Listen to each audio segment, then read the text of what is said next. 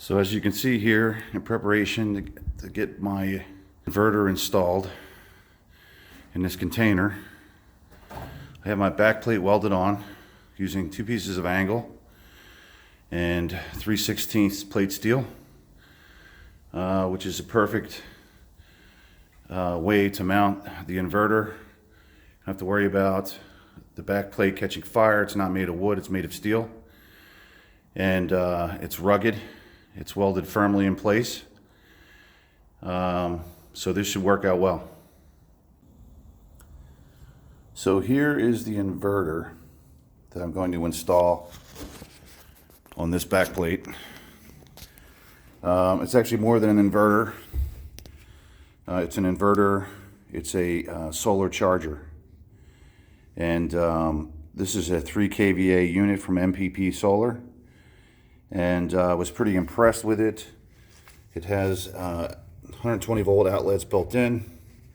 The fact that it manages the batteries and plugs into solar, and you can also plug in a backup electrical source, whether that's from the grid or a generator. I'm out here in the woods. I've got 10 acres out here in the middle of nowhere. There is electric about 500 feet down the road, but I have no intentions of paying to have electricity brought in to the property. I didn't buy the property to build on it. I bought it for several reasons. One of them is I bought the property for the intentions of installing a shooting range. Where I live, north of here, the town doesn't allow the discharge of firearms. There was really no place to shoot.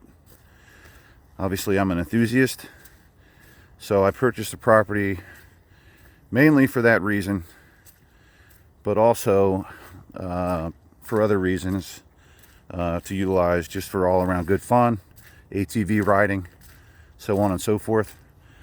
Right now the property is a bit of a mess. We've had a lot of rain this winter. I'm also storing my RV here, which is another reason why I'm installing the inverter, so that I can keep the batteries charged in the RV over the winter. If we decide to come down with the dogs have a place to hang out. They don't necessarily have to be outside. And that's the main reason for the inverter. Another reason is I have a series of cellular cameras installed out here. And I have multiple cameras. And it's getting expensive to pay for the cellular service for individual cameras. So last week when I was out here, I installed this cellular antenna and on this 1.5-inch galvanized pipe, in an effort to use one cellular plan and use Wi-Fi cameras. So in addition to the cellular antenna up top there, I have another Wi-Fi antenna that I'll mount lower on the post. That will hopefully be able to transmit back and forth to the Wi-Fi cameras, which are PTZ cameras. So I'll be able to remotely pan and zoom around the property and detect if anyone does come across the property. Obviously I have quite a bit of equipment out here, so I get a little concerned about my my belongings out here in the middle of nowhere. So with all these different projects I have going on, I plan to make a series of YouTube videos and bring you guys along, so you can see what I'm doing out here. So back to the inverter. MPP seems like a really good brand. There's a lot of great reviews on these inverters. I actually wanted to go to a 5 kilowatt inverter, 230 volt, but I decided to downgrade it. Since it's my first go around, I decided to downgrade to a 3 kVA. Number one, it's half the price. Number two, the 5 kVA is 48 volt. This is 24 volt. So I plan on running 4 batteries, 2 banks of 24 volt to feed the inverter, which will then feed my cameras and my cellular equipment. And as I mentioned, keep the batteries charged in my RV. So as I continue to move along on these projects, I'll record it so that you can see, and maybe you'll have some ideas of your own. And so I'm going to move on. I'm going to mount this inverter onto the back panel, and we'll begin wiring and mounting the other components. Okay, to show you where I'm at now with this project, I have 2 mismatched 12 volt batteries tied together in series. I'm still waiting on my 4 Trojan 150 amp hour batteries to come in. They're flooded lead acid, and also waiting on my solar panels, so they're not hooked up either.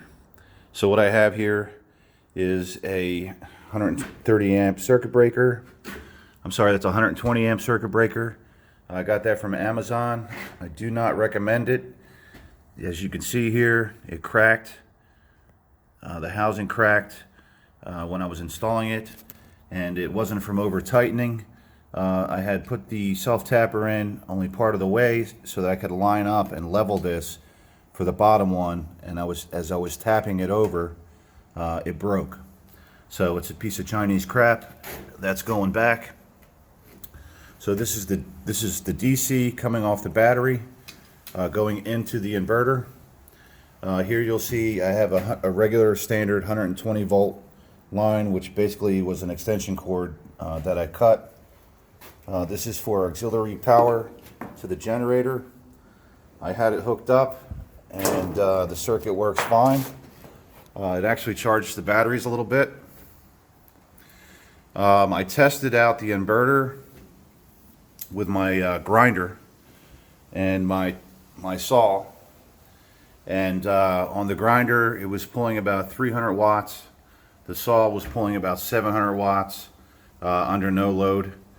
Obviously the startup watts was higher, but it settled out around 750, 780 watts, somewhere around there. These connectors this is for the PV array. Once my panels come in, they'll be connected into these terminal blocks. They'll feed the circuit breaker, and from the circuit breaker it will go into the solar connectors into the inverter. This over here is a buck boost converter. That's going to take my 24 volt batteries down to 12 volts, which will power my Wi-Fi and my cellular router. I can only go 3 amps on this.